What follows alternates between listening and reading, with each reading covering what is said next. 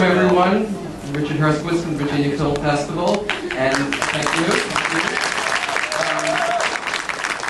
I'm very excited and very nervous about tonight's program. We're trying something we've been thinking about doing for a while, and if it's successful, we're going to try again tomorrow as well. We're bringing in the director of the film by Skype.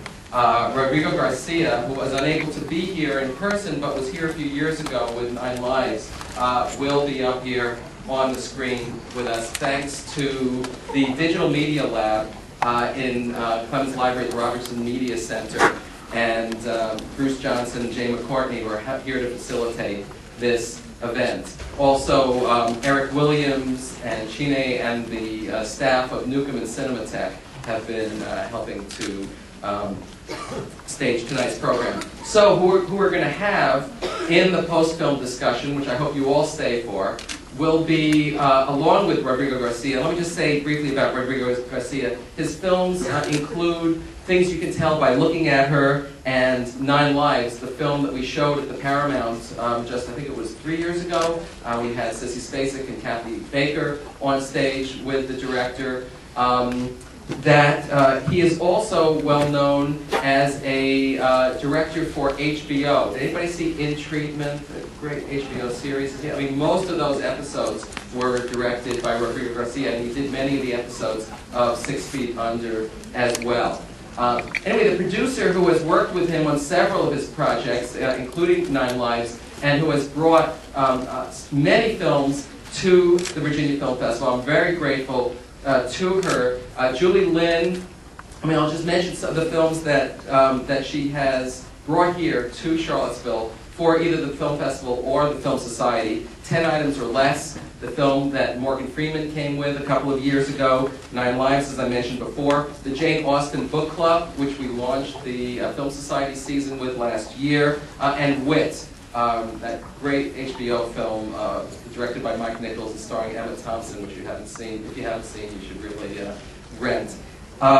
Anyway, Julie is a member of the advisory board and a big supporter of the Virginia Film Festival, helps us every year. I'm very grateful to her. And this year, she not only got us this premiere of the film Passengers, but she helped us bring our special guest tonight, David Morse, who in the last week, his schedule made it possible for him to say that he could be here, and he in fact is here. David Morse is a stage and film actor.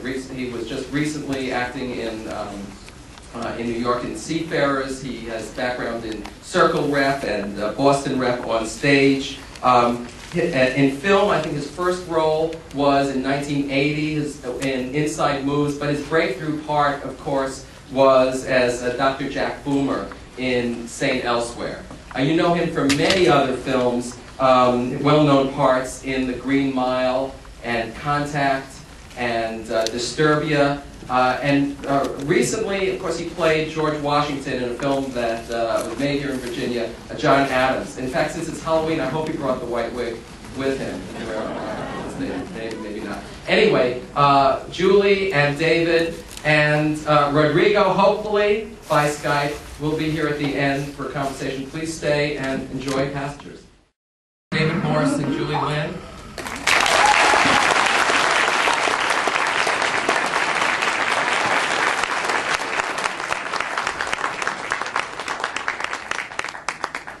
And there is our facilitator, Dustin Thompson, UVA alum.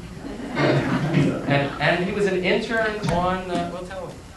We have my company has a big internship program, and Dustin came out from UVA and interned with us. Hi, Dustin. Hello.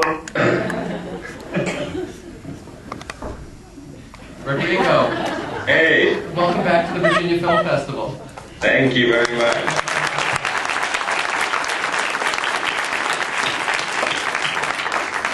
Well, this is... I put books in the background in order to appear more intellectual.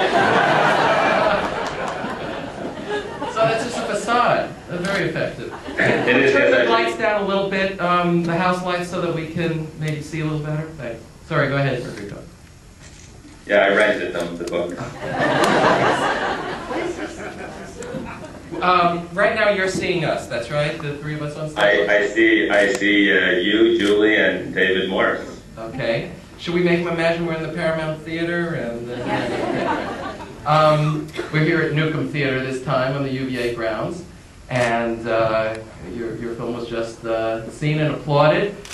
This is so different from the other work that we've seen of yours and that we've shown of yours here. You too, Julie. So I'm just, this is in ways a more commercial entertainment film. Maybe you could just tell us something about the how you got involved in this project. Is this something you originated, either of you?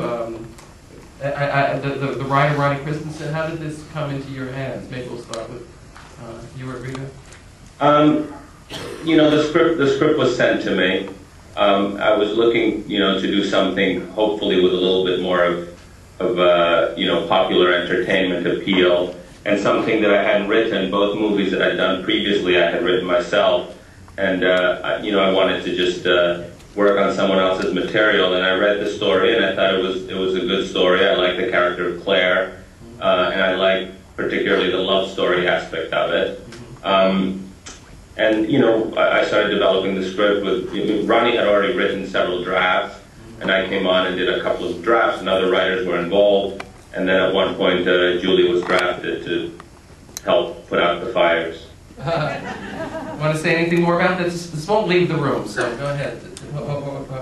Julie, tell us about your involvement. Leave the room. No, it was actually a really great learning experience, I think, for both of us, because it was very different from 9 Lives, where, as Rodrigo likes to say, every decision was just us campers. You know, it was really a great learning experience to have all the input and all the machinations of the studio, and you know, we had to getting the timing, because Annie had a certain window, and we had to meet the window, and getting a green lit and what they cared about versus what we cared about. It was a very interesting process, but I think we both learned a lot. We've been fond of saying lately, yes? Well, I mean, it's very different from, you know, producing your own material independently. You know, I think, you know, for me it was hard in you know, particularly because, you know, usually when I'm doing a script that I wrote, you know, I work on it as much as I can, and I get, you know, the producer's feedback and the actor's feedback, and then my, you know, cameraman and designer's feedback.